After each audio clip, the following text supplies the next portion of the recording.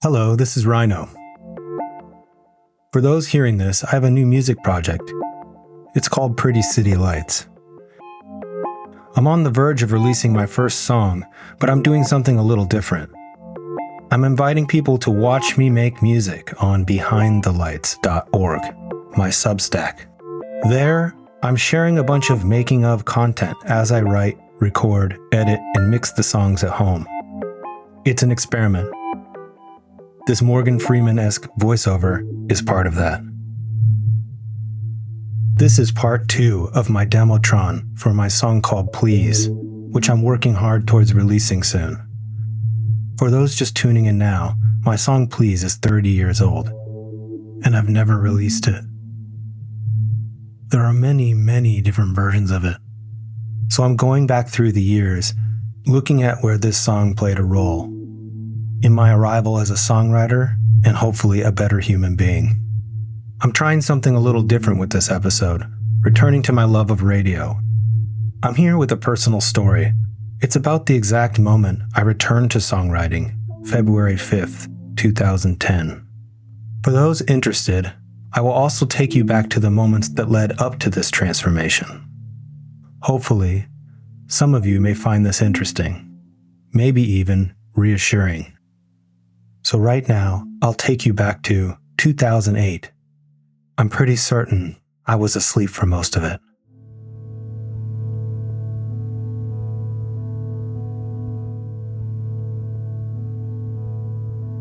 You cannot play it safe.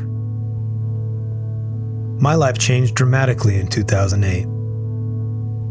A few years earlier, in 2006, I had left a successful job in London with the BBC to be in New York with no job or prospects.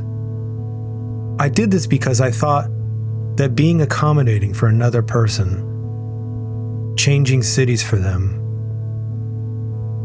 might bandage over the big problems we were having at home. What transpired was foreseeable. One might say that's life. This act of repeatedly coming to terms with sudden and massive uncertainty. In unavoidable ways, good and bad, life will come and get you. One simply can't play it safe. Loved ones die, jobs dissolve, rents skyrocket, relationships rot, rebound, and crumble. Hurricanes change direction. These are some negative turns. Maybe you've had a turn or two like this. So far, I've had 3 big ones. Am I just getting started? Or will things finally coalesce into a plot I can follow? For each one of my sour turns, I've enjoyed a sweet resolve. I'm not superstitious, but I do believe there are always options to choose. I picked up the habit of asking myself, what would the Rhino I want to be do in this predicament? Many times I was given a painful chance to make a correct choice. Sometimes all options seemed gray. I learned once that when looking for a person who has been lost in the woods for days, search and rescue teams immediately check the lowest parts of the forest. That's because lost and tired people, when facing a fork in the road, never choose the uphill path.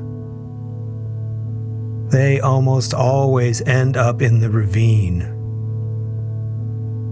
And search and rescue teams use empathy to find them. Sometimes I think about my own songs as search and rescue teams. And sometimes I'm the one down in the dell. Oftentimes, the correct path is the exhausting one. You may have experienced this, especially hiking. I can only speak for myself in these matters. After all the tumult, I'm still somewhat confused. I'm either really good at making a recovery or really good at quitting things. I can't really tell. I can't really tell you what the hell happened between 2008 and 2012 while I rebuilt my adult life.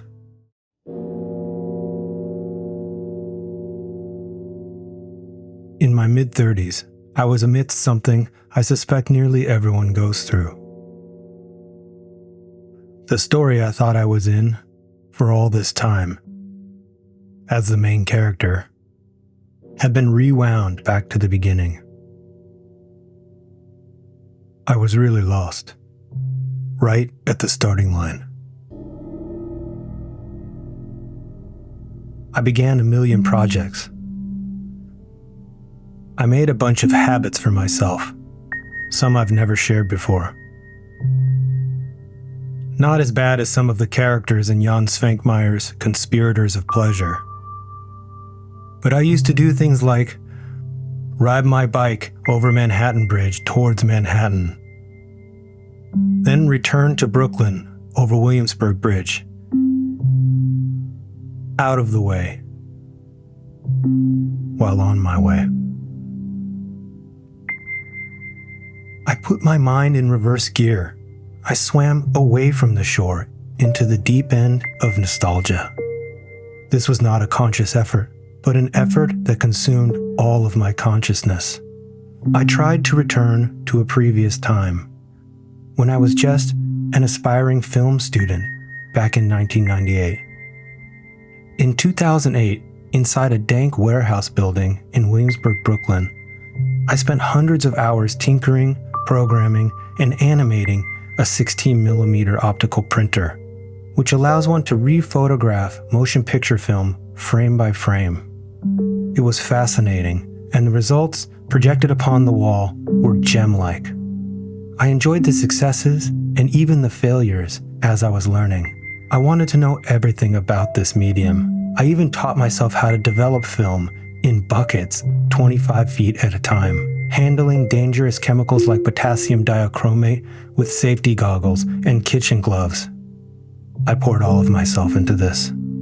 Eventually, I finished a film in a genre I called experimental documentary. In keeping with existential quest, I made the 8-minute film about my family's war history, juxtaposing experimental imagery and music against an audio interview I found with my grandfather, made in 1971. He was speaking about his father from 1905. I put that all together and blew it up into a 35mm print. I even composed the soundtrack. Nobody understood it, or why it was so powerful. Only recently has it become clear that I was searching the deep canyons of my family history in order to rescue a story or two that might guide my future, my personal history. I remember aspiring to think of myself as some sort of epic combination between Stan Brakhage and Earl Morris. I used to give Stan Brakhage rides home in the snow. He was my teacher. Earl Morris once visited CU while I was there. He spoke to us in Stan Brakhage's class. I traveled with my film to film festivals. I even met and shook hands with Clive Owen and Seymour Cassell at the Mill Valley Film Festival, delivering my signature "terrified to meet you famous person" compliment. "Hey, I like your stuff." Following the festival run, and throughout much of 2009, I found myself at home playing piano all the time. I wanted to be doing. I ended up writing an entire symphony on Midi that got deleted somehow. I really didn't know what I was doing with Midi. I really didn't know what I was doing. When I wasn't deleting Midi Symphonies, I used to go down to the local music venue in my neighborhood. I liked to hang out there and listen to the music, then afterwards help the musicians twist up their cables properly. The drums and all their hardware had to be carried downstairs into the basement every night. I used to volunteer to help do that. I liked being around the musicians and the equipment. There I met a great friend. He invited me to a corporate party that was being held at the old Hit Factory recording studio. I knew about this place. It was hollow ground. The party was held in the main room, the room where songs like Bruce Springsteen's Born to Run were recorded, where Michael Jackson's Thriller was recorded, where Stevie Wonder spent months of his life making songs in the key of life. Of course, I got there early. The party started at 7. I got there at 6. I found my way into the main room, only to discover no one there. Guitar amps were on and humming, with a drum set, sticks on the snare, sitting there. I couldn't believe it. I walked around for a while, clapping my hands, admiring how dead the room was.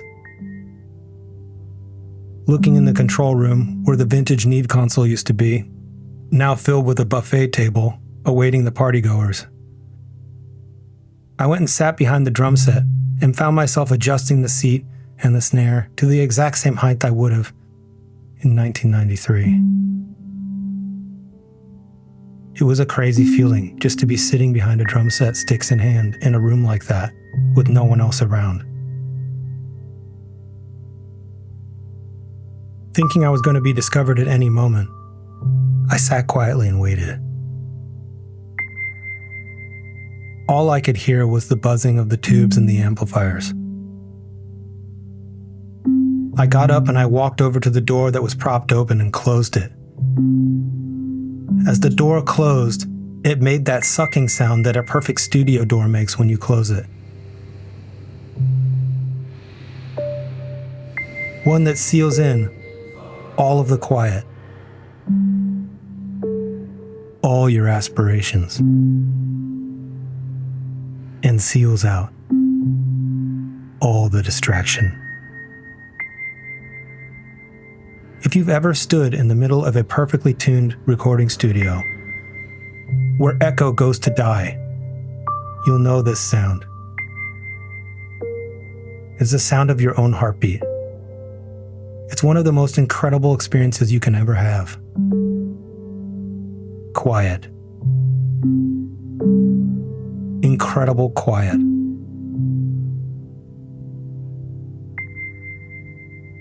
I went back over to the drums. I had in my pocket my leather wallet. I put it on the snare, as one does to dampen it. I began to play a simple 4/4 beat.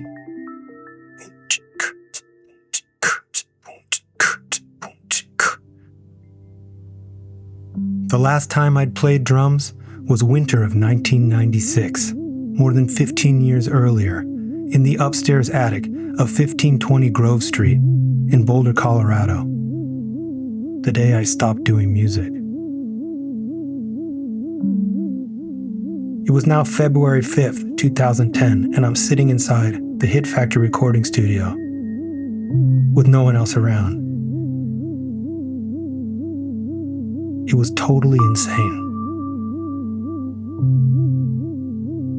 I played my version of the worst drums ever for a while, trying out some different beats that used to be more challenging for me. I even tried some reggae beats, just to see if I could do it. I sort of rushed. To anyone listening, it was probably the worst thing ever. But just the feeling of hitting a drum in a room like that, when would I ever get an opportunity like this ever again? That night, the party was supposed to have a medley of songwriters, coming up to the stage 1 and 2 songs at a time, just to have some fun. It was not a structured event. There was supposed to be a backing band, or backing drummer, I don't remember. But they didn't show up, or they were expected later. Whatever the situation, I had joined the spectators when the songwriters began to play. No one was behind the drum set. At one point I said, "Would it be okay if I played drums with you guys?" They must have assumed that since I was asking, I could actually do it. They said sure. So I sat down and played. I ended up playing with 8 musicians over the course of an hour. I didn't know them, I didn't know their songs, I wasn't very good. They didn't seem to mind. It was the most fun I'd had in over a decade. It just felt wonderful. It felt like being a teenager again, with all that possibility. Eventually, another drummer was in the crowd, very politely asking if he could play. Maybe this was the drummer who was supposed to be playing. Or maybe it was someone just like me, not wanting to let this opportunity in this magic space slip by. I would quickly relinquish the sticks, and looking up, mortified, I realized people were listening to me. As I walked away from the drum set, I was glowing. No one said a word to me. Thank God. This casual shared moment, I don't think would happen today. I'm pretty sure the songwriters would have been more reluctant, apprehensive. I suspect the musicians in this room would not have allowed me to play drums with them. That most of the people there would have had their phones out and they would have been recording everything there, in that special room. You might think I'm a dinosaur to talk like this, but way back in February of 2010, I would argue some things were better. Seeing a live show did not mean videoing it and sharing it. You just saw it. Ubiquitous video making hadn't fully arrived. Instagram didn't even have video yet, nor was it owned by Facebook. Musicians were less guarded, less fearful of having some minor imperfection be tagged and shared worldwide, potentially tarnishing their image forever. In 2010, some things were better. I walked into the control room, where the food now was, and grabbed a cold slice of pizza and a beer. My good friend who had invited me there in the first place came up to me. What he said to me next, I'll remember forever. 4 words. You should do this. The next day, February 6, 2010, I went to Guitar Center on 14th Street, and I bought an acoustic guitar. It's funny, but I actually haven't taken a moment to consider the fact that everything changed for me in one single instant, in a very special room. Throughout 2010, after buying that acoustic guitar, I began attending nearly every open mic I could find in New York City. Most are gone now. I began again grabbing onto the familiar, resurrecting old songs for newer versions. Songs like Please.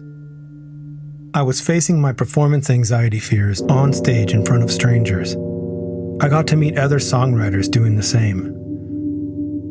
I watched how they would do it, learning by the truckload. I flashed back further to a former life in Phoenix in 1993 when I was 17 years old. But 2010 New York City is not the same as 1993 Phoenix, Arizona. It began to feel like a new life. Eventually, I had 15 songs I felt worthy of recording.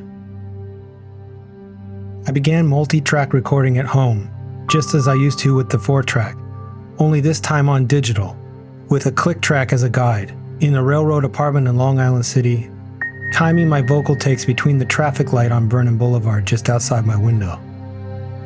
After I'd finished initial tracks, I gave these songs that I had auditioned on the stages of the open mics in the Big Apple throughout 2010 a studio upgrade. I hired a quilt of gifted musicians I hardly knew to help me articulate them in band form in the studio.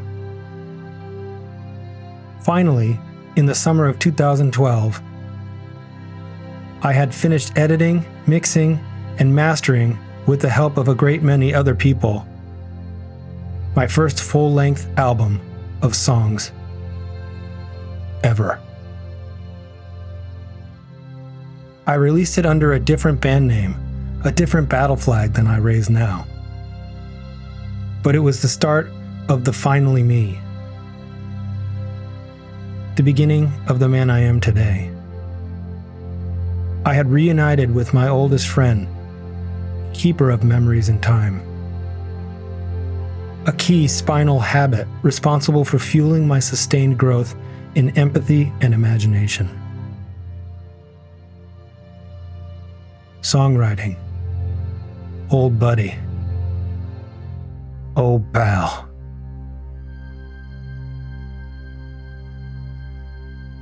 I hope you enjoyed this mini history of my life between 2008 and 2012. While this section of my life is not a secret, I've never shared this experience in such a vivid way before. Perhaps I should do more of this. Tell me what you think. For those hearing this outside of its origin, you can find this post as part 2 of my farewell Demotron series to my song Please. Subscribe to behindthelights.org to get this post and others delivered to your email inbox the moment they are released. Here are some of the important credits mentioned in this episode. If you're interested in watching my film from 2008, it's called Keep the Home Fires Burning. You can watch it on behindthelights.org in a post-series I call Film Poet. I intend to put up a 4K remixed and remastered version there soon. It may already be there as you hear this. If you're interested in hearing my first ever album, which came out in 2012, or the subsequent 3-song EP I released a few months later, I released those under a different band name than I'm using now. My previous band name was Amateur Blonde. That album did far better than I ever could have dreamed, getting featured in all kinds of television shows. One of the tracks, No Worries, from the B-side, was featured in Season 10, Episode 21 of The Walking Dead in 2021. That music is still available on streaming services everywhere under the name Amateur Blonde. I don't intend to remove it or move it. You can also purchase limited edition vinyl and t-shirts while supplies last. Just head to amateurblonde.com. But as a reminder, in the future, all my new music will be released first on behindthelights.org, and my new band name is Pretty City Lights. Check out prettycitylights.com. Visit behindthelights.org. That's me. I hope this isn't confusing. Finally, I'd be a fool not to thank my wife. Her entry into my story marks the end of this confusing time period for me. 2008 to 2012. I can honestly say, she saves my life regularly.